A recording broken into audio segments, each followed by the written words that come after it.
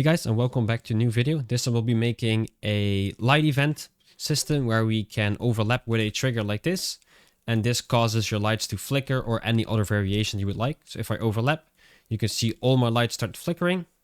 And where you can control the intensity, the speed, and everything. So let's get started.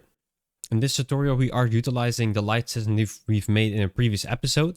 If you don't have this setup, don't worry, it will work with almost any setup. And if you don't have any light system set up yet, make sure to check out the previous video, link is in the description, to also have a light system where you can add this onto. So I'm going to use the lights base for this. And I first want to make an interface call so I can call the flicker event. For that, I'm going to go to BPL lights. I'm going to make a function which is called light event. And for here, we're going to use a enum so we can control multiple types of events and not just flicker. So if you want to have more variations, we can also have that. So I'm going to go to enums, right click, blueprint, enumeration, e_light events, open it up. And I'm going to just add none. And we're going to add a second one, which is flicker.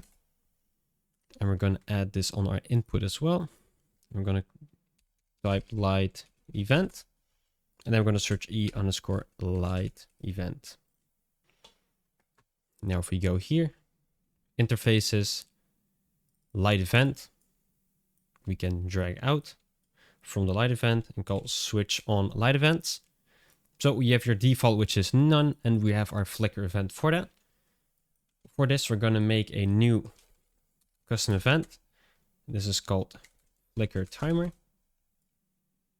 And then on the flicker event, we're going to drag out, search set timer by event.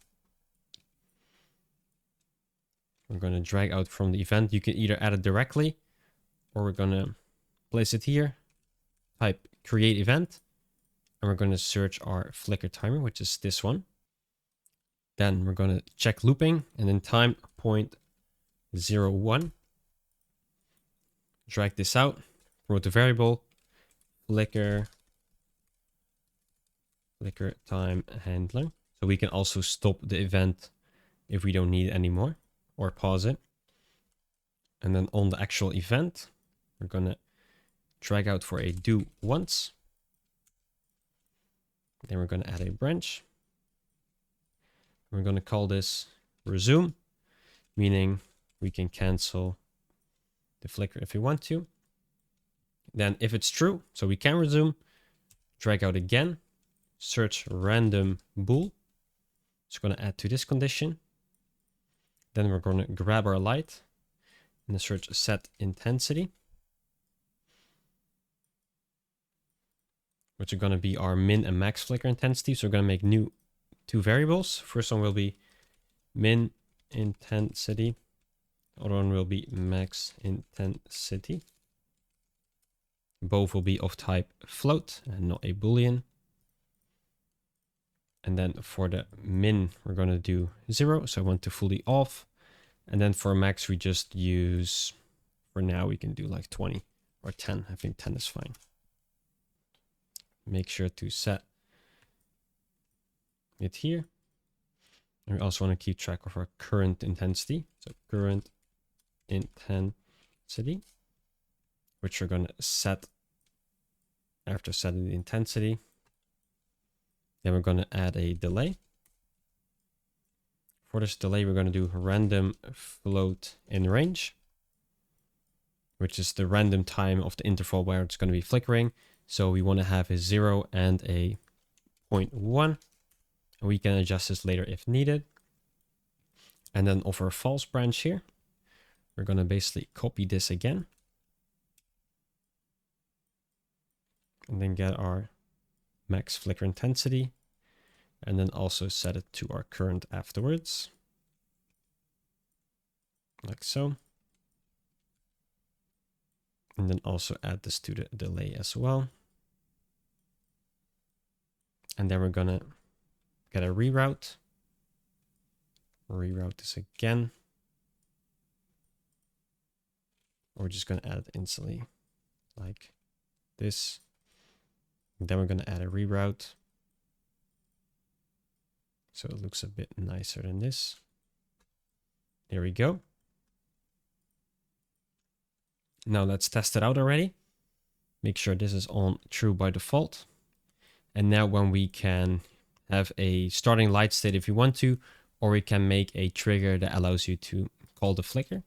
We do have a existing light trigger, so I'm just going to copy this over and call this bp_light event. Open it up, and we're going to remove the cycle lights. If you don't have the trigger yet, add a box collision to it, right click, and then search for the on-component beginner overlap. For the auto actor, you want to make sure that only the character can overlap. So if you have NPCs or anything else, make sure that only reacts to the player. Or if you want NPCs to also trigger this, you can have it just have an overlap auto actors straight into the for each loop. And for here, we're going to call the light event message. And then for a loop body, we can select which event you want to pay, which is the flicker event.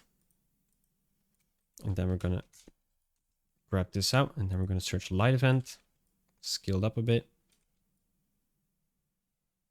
And also we can, if you want, you can have this as a variable and then make sure it's instant editable.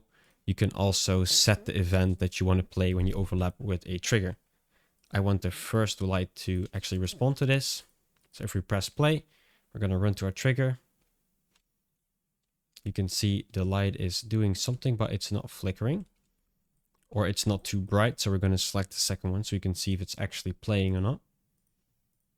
So add on the second one. You can see it's not doing anything. So let's check why it's not doing anything. Just on the light.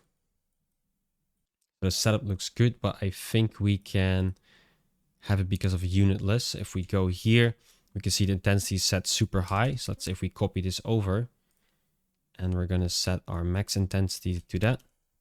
And we're now going to check it out. You can see it now starts flickering. Nice and easy. And you can also set the minimum to so the light never fully turns off and it just goes bright and like to a lower value. And you can also control the time and place. And this is all you need to create a flickering light. And you can also make different variations using the different light event types. And hope you guys like this video and see you on the next one.